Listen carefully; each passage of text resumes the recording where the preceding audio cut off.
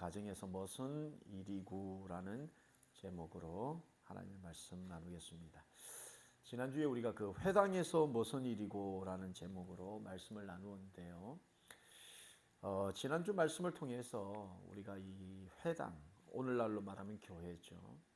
이 교회도 예수님이 찾아오셔야 한다는 겁니다. 예수님이 오셔야 됩니다.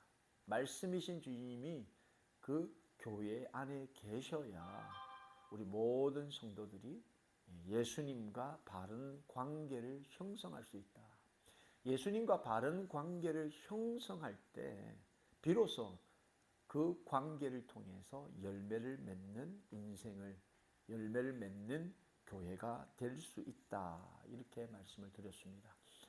그래서 지난주에는 무대가 교회였다면 오늘 우리가 읽은 본문의 무대는 바로 가정입니다. 집이라는 이야기예요. 여러분, 이 가정, 집, 교회만큼이나 너무나 중요한 장소입니다. 이 복음사에 봤을 때 교회, 우리 성전, 교회와 가정은 정말 뗄래야 뗄 수 없는 굉장히 중요한 장소로 많이 언급되고 있습니다. 특별히 이 초대교회, 이 초대교회 성도들은 성전과 가정, 교회와 집을 분리해서 생각할 수 없을 정도로 가장 중요한 복음적인 장소로 이 두 군데를 꼽을 수 있다는 거죠. 사도행전 5장 42절 말씀을 보니까 그들이 날마다 성전에 있든지 집에 있든지 예수는 그리스도라고 가르치기와 전도하기를 그치지 아니했다. 이렇게 기록하고 있습니다. 그러니까 2000년 전에 이 초대교회 성도들이 성전에 있든지 집에 있든지 집과 교회가 분리되어 되어 있는 것이 아니라 꼭 하나와 같이 교회를 가든지 집에 있든지 예수가 그리스도다. 예수가 그리스도라는 것을 계속 말씀을 나누고 가르치고 또 그곳에서 새로운 사람들에게 전도하기를 쉬지 않았다는 겁니다. 그래서 가정과 교회가 참으로 중요하다는 겁니다. 우리가 이 땅에서 신앙생활을 해나가면서 가장 중요한 장소를 먼저 꼽으라 그러면 교회와 가정이라는 겁니다. 그래서 오늘은 이 가정에 대해서 우리가 조금 살펴보려고 합니다. 오늘 본문을 통해서 성전이 아닌, 교회가 아닌 가정에서 믿는 성도로서 어떻게 살아가는 것이 바람직한가, 어떤 모습으로 가정에서 가정생활을 해야 될 것인가, 본문에서 주는 두 가지 영적 교훈을 나누면서 살펴보고자 합니다. 그 첫 번째, 여러분, 가정에서 우리가 많은 어려움과 문제가 있지 않습니까? 이 가정 문제도 예수님께 간구하면, 기도하면 해결을 받는다는 사실입니다. 가정에 여러 문제가 있습니다. 문제 없는 가족이 없습니다. 근데 그 문제를 예수님께 고백하고 아뢰고 의뢰하면, 간구하면 반드시 해결받는다는 겁니다.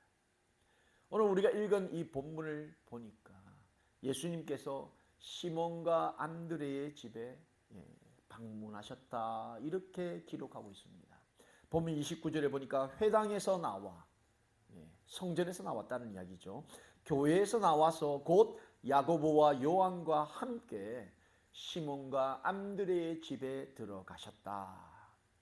여러분, 보통 누군가가 우리 집에 찾아온다 이렇게 되면 보통 이 아내분들이 신경이 많이 쓰이죠. 손님이 집에 온다 그러면 평소에 좀 덜 하던 청소도 막 신경 써서 하게 됩니다. 또 뭐 어떻게 대접해야 될까 마음이 많이 분주하게 되는 거죠.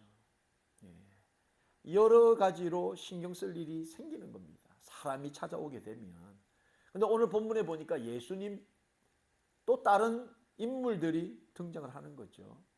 그 집에 살았던 우리 시몬과 안드레, 또 야고보, 요한, 함께 예수님이 그 시몬 베드로의 집을 찾게 된 겁니다. 그러다 보니까 여러 사람들이 이 시몬 베드로의 집을 찾게 되니까 아무래도 그 가정이 분주했겠죠. 손님이 오는데 그 중에서 특별히 예수님께서 그 가정을 방문하신다고 하니 마음이 얼마나 분주했겠습니까? 그죠? 그런데 문제는 이 예수님이 미리 간다라고 이야기를 하셨는지 안 하셨는지, 이 시몬 베드로가 오늘 예수님이 우리 집에 올 거야라고 집에다가 미리 이야기를 했는지 안 했는지 모르겠으나 이 시몬 베드로의 집이 지금 상황이 그리 좋은 상황이 아니었다는 겁니다. 보면 30절을 보면 시몬의 장모가 열병으로 누워 있는지라 사람들이 곧 그 여자에 대하여 예수께 여짜왔다. 여러분, 그 집에 예수님이 제자들과 함께 방문을 했는데 아뿔싸 지금 집주인 이 시몬 베드로의 장모님께서 지금 열병을 앓고 계셨다는 겁니다. 심한 지금 고통 가운데 계셨다는 겁니다. 몸이 아픈 사람이 집에 있는데 예수님이 찾아오시게 되면 이게 여러분 여간 힘들지 않았겠습니까? 상황이 좀 좋고 다 준비가 된 상황에서 예수님이 오시면 좋은데 여러분 힘들고 또 아픈 병 가운데 있는데 예수님이 찾아오시는, 누가 봐도 좀 불편한 상황 가운데 지금 예수님과 제자들이 지금 방문을 하게 됐다는 겁니다. 여러분, 우리가 예수님을 믿고 예수님을 의지하고 열심히 신앙생활 하지만 때로는 여러분 예수님이 우리의 가정으로 찾아오는 것에 대해서 되게 부담스럽게 느끼는 경우들이 있습니다.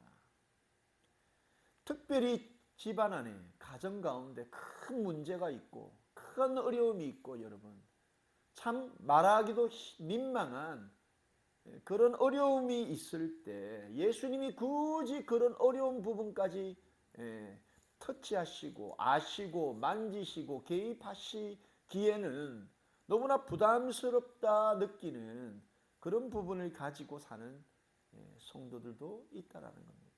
때로는 내가 이런 것까지 예수님께 말을 해야 되나? 기도해야 되나? 때로는 뭐 이런 문제들까지 내가 예수님께 말씀을 드리고 해야 되는가라고 생각하는 그런 문제와 또 그런 성도님들도 계시다는 겁니다. 어쨌든 어떤 이유에서건 예수님이건 다른 사람들이건 다른 성도들이건 목사님이건 우리 가정에 어떤 이런 문제를 내어놓고 말하기에는 너무 부담스럽다, 힘들다라고 여기는 그런 삶의 부분을 가지고 살아가는 성도들도 꽤 있다라는 겁니다.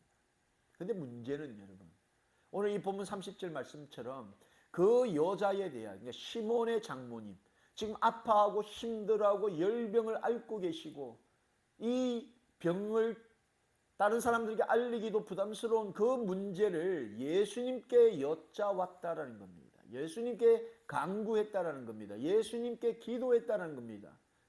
예수님께 말씀을 드렸다라는 겁니다. 그러자 여러분 그 결과는 놀라운 상황으로 반전을 일으키게 되었습니다. 보면 31절을 보니까 나아가사 그 손을 잡아 일으키시니 열병이 떠나고 여자가 그들에게 수종들었다.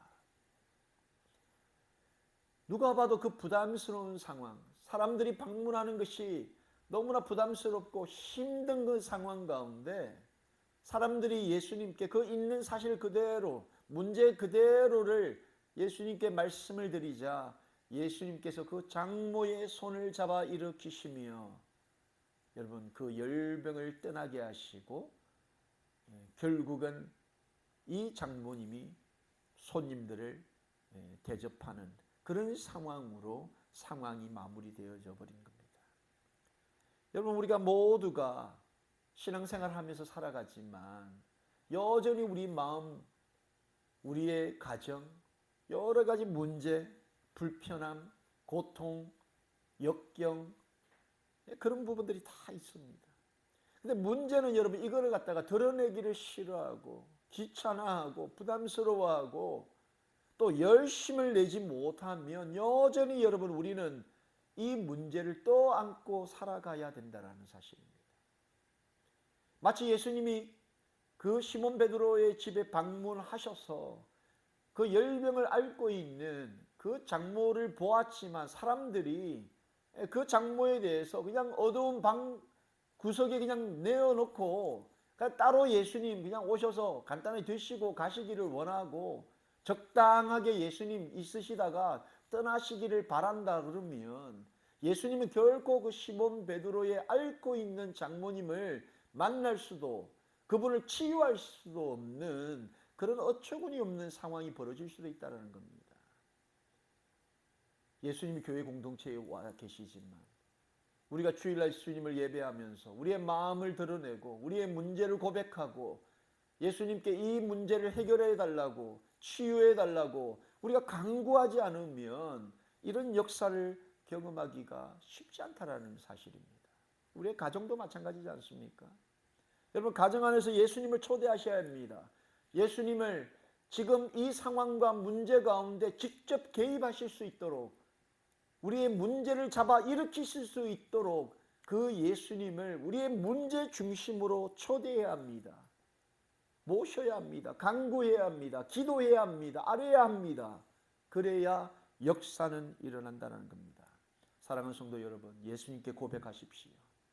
여러분의 문제를 고백하십시오. 여러분의 힘으로 할 수 없는 그 문제를 예수님께 기도하십시오. 간구하십시오. 그러면 예수님이 여러분의 손을 잡아 일으키시고 모든 문제가 하나님의 뜻 안에서 해결되어질 것입니다. 여러분 이 약속의 말씀을 붙들고 기도하시기를 예수님의 이름으로 축원합니다.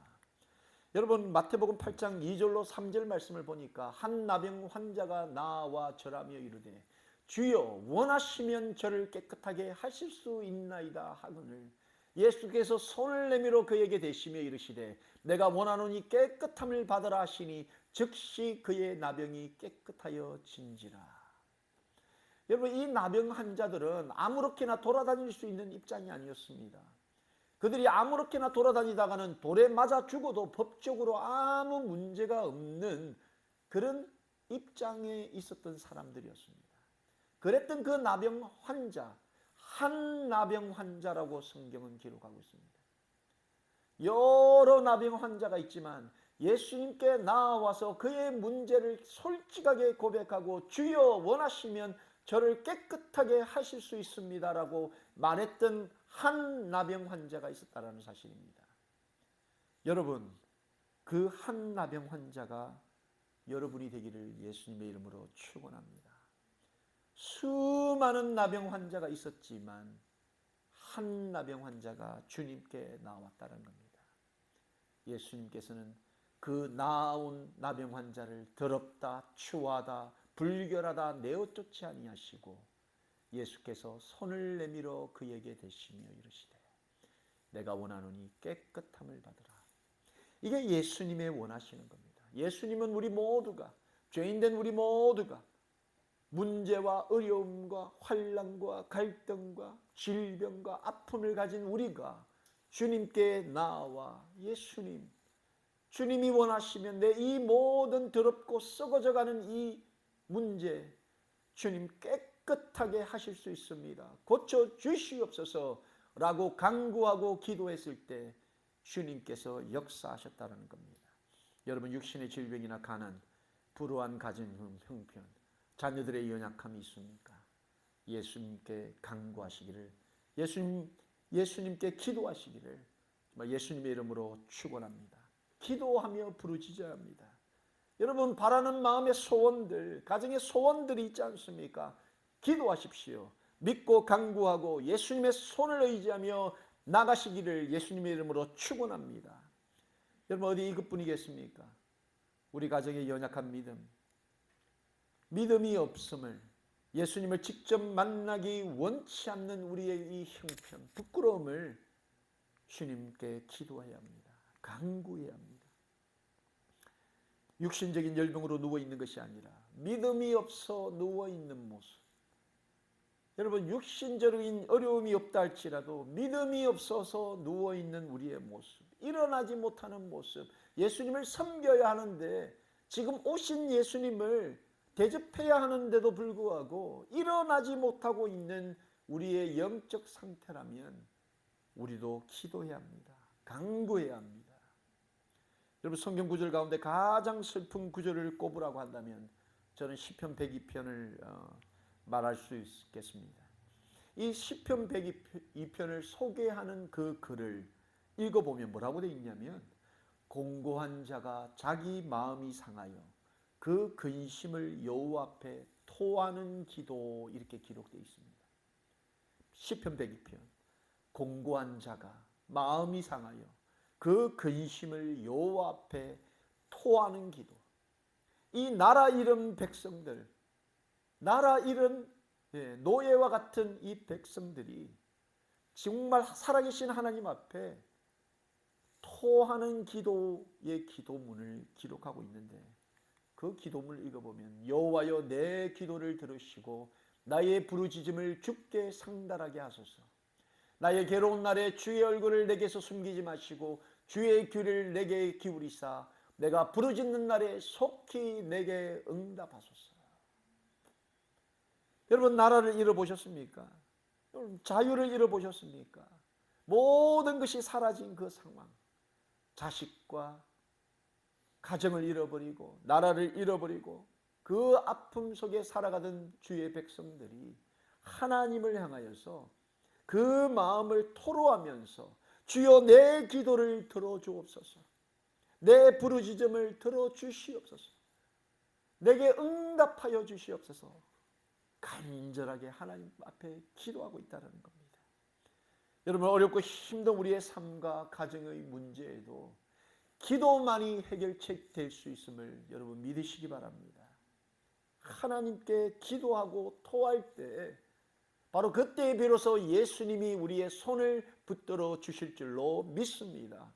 예수님이 우리의 손만 붙잡아 주시면 그 순간 기적이 일어날 줄로 믿습니다.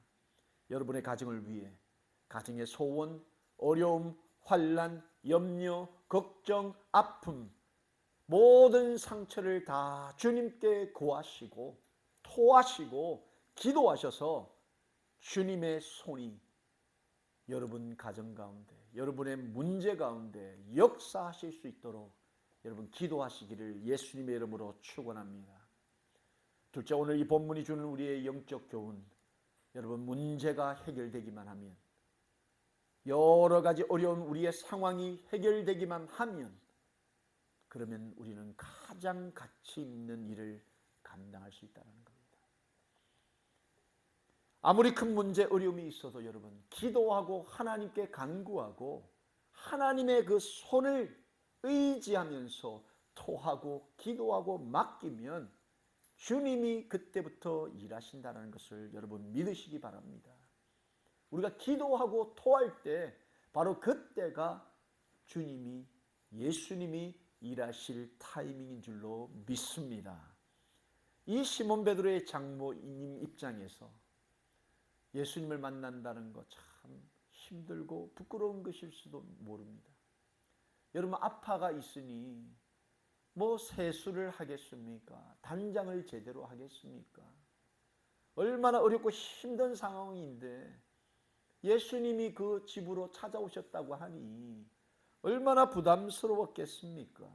내 삶의 바운더리 속으로 예수님이 찾아오시고 내가 여전히 문제를 떠안고 있고 여러 가지 어려운 형편에 휩싸여 있는데 예수님이 굳이 이 문제 가운데로 찾아오신다고 하니까 얼마나 부담스러웠겠습니까?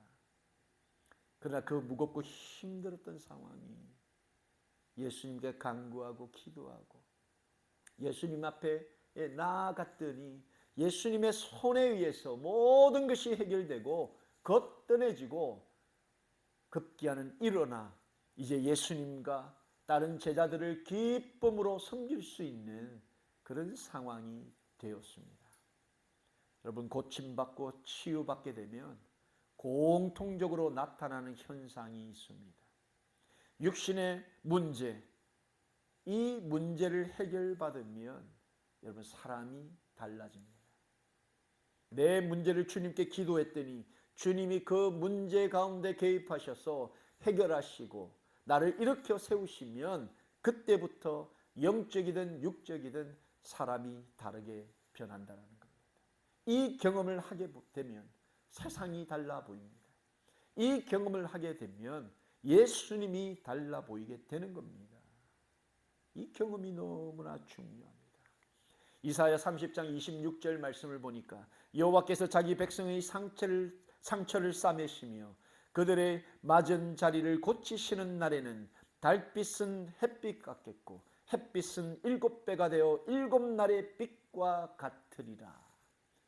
여러분 하나님께서 자기 백성의 상처를 싸매시기만 하면 그 고치시는 날에는 여러분 달빛이 햇빛처럼 밝아진다는 겁니다.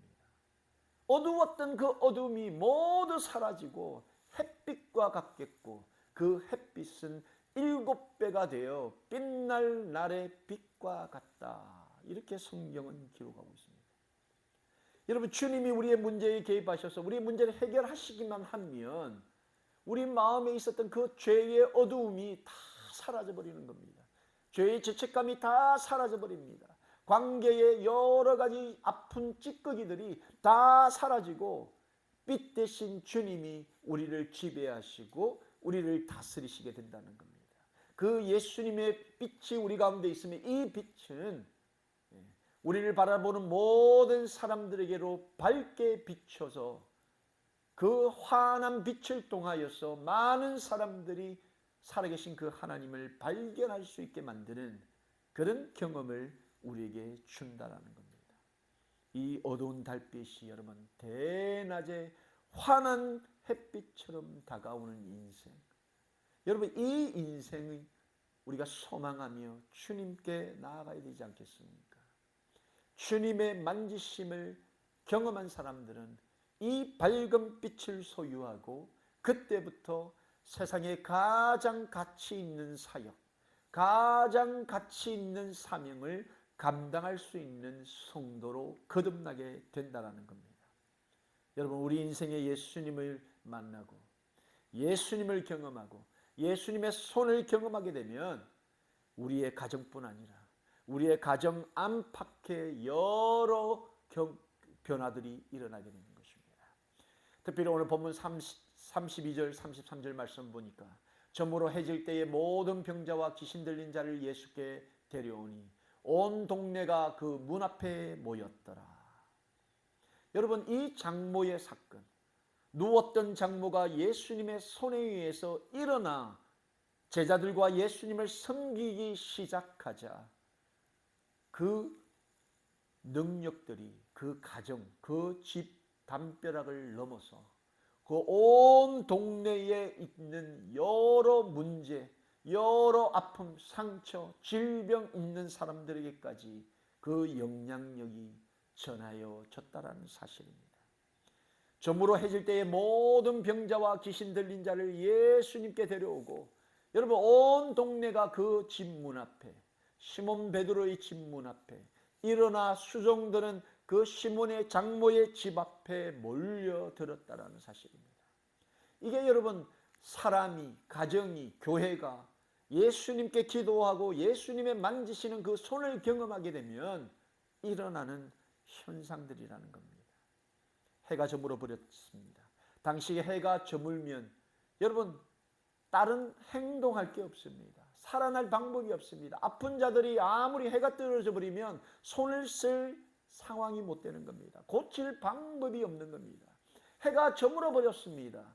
그런데 한 사람의 기적 같은 예수님의 손을 경험한 그 한 사람과 그 한 가정을 통해서 소망 없고 방법 없는 사람들이 예수님께 나오는 역사가 일어나기 시작했다는 사실입니다.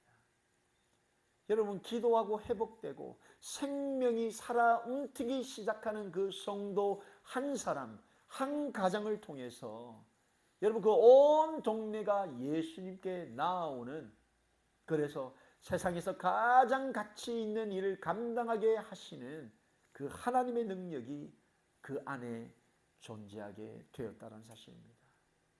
여러분, 여러분의 삶이, 여러분의 가정이, 또 여러분의 자녀가 여러분 이러한 인생 살기를 정말 예수님의 이름으로 축원합니다. 한 사람이 살아나고 한 사람이 예수께 간구하고 예수님의 손을 경험하자 그 가정이 바뀌고 그 동네가 바뀌고 그 지역 커뮤니티가 바뀌고 더 나아가서 세상이 바뀌는 그런 역사가 우리 가운데 있기를 예수님의 이름으로 축원합니다.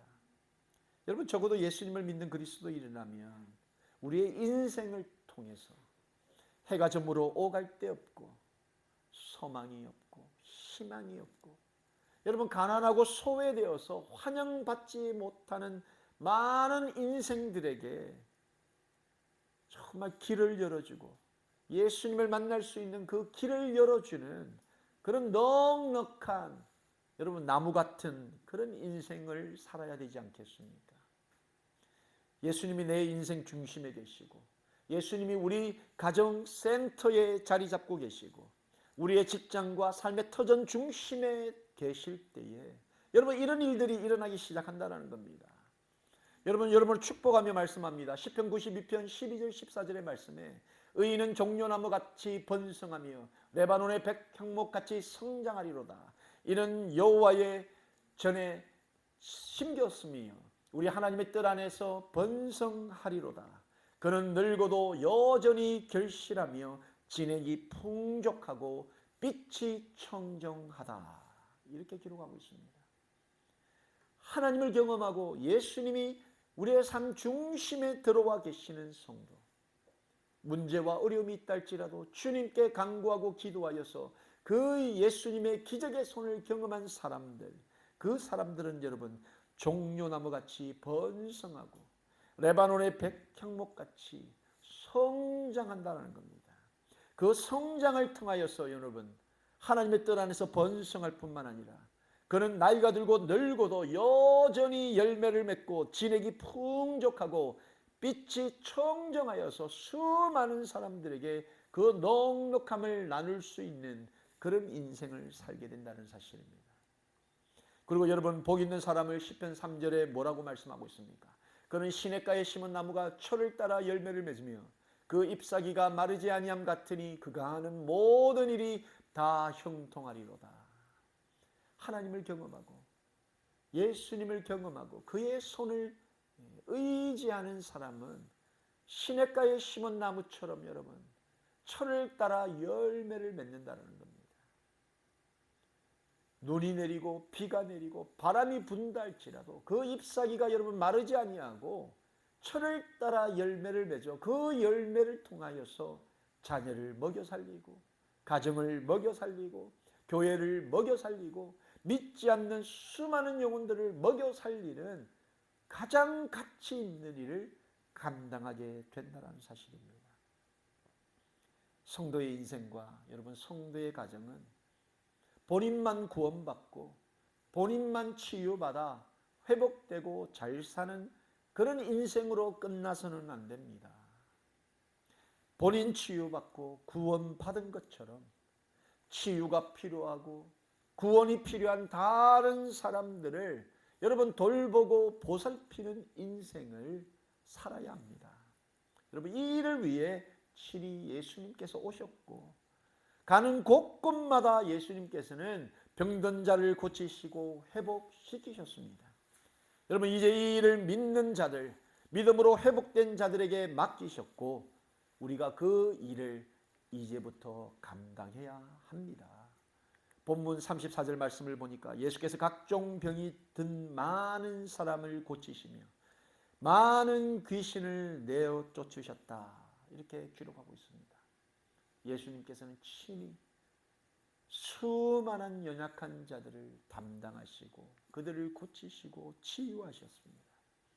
여러분 이제 이 일을 저와 여러분 우리 믿는 성도들 믿는 하나님의 교회에게 의탁하신 겁니다.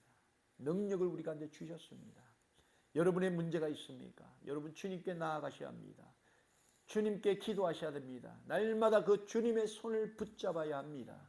그리고 주님의 만지심을 통해서 주님의 고치심을 통하여서 여러분 치유받고 고침받았다면 이제 주변을 살펴보면서 나처럼 치유받고 고침받아야 되는 그 사람들을 여러분의 손으로, 여러분의 믿음으로 그들을 살리고 회복시켜야 한다는 사실입니다. 여러분, 내 등 따시고 내 배 부르다고 다른 사람들 돌아볼 겨를도 없이 여유도 없이 그렇게 여러분 사는 인생 살아서는 안 된다는 겁니다. 헐벗고 억울하고 외로운 사람들, 치유받아야 되는 사람들, 회복되어야 되는 그런 사람들에게 여러분 따뜻한 나무 같은 그런 인생 되시기를 예수님의 이름으로 축원합니다. 여러분, 말씀 정리합니다. 가정도 교회도 어려움이 있습니다. 문제가 있습니다.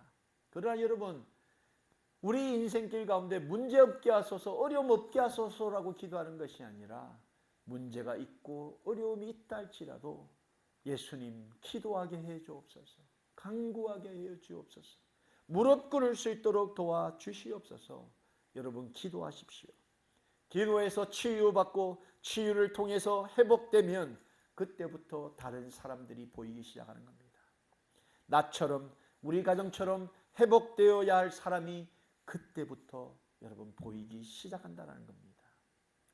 기도하는 가정, 기도하는 교회를 우리 만들어 가십시다.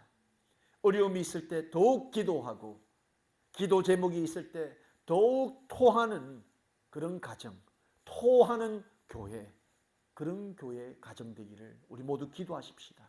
우리 모두의 토함으로 여러분 치유받고 고침받고 회복되는 역사가 우리 가운데 있기를 예수님의 이름으로 축원합니다.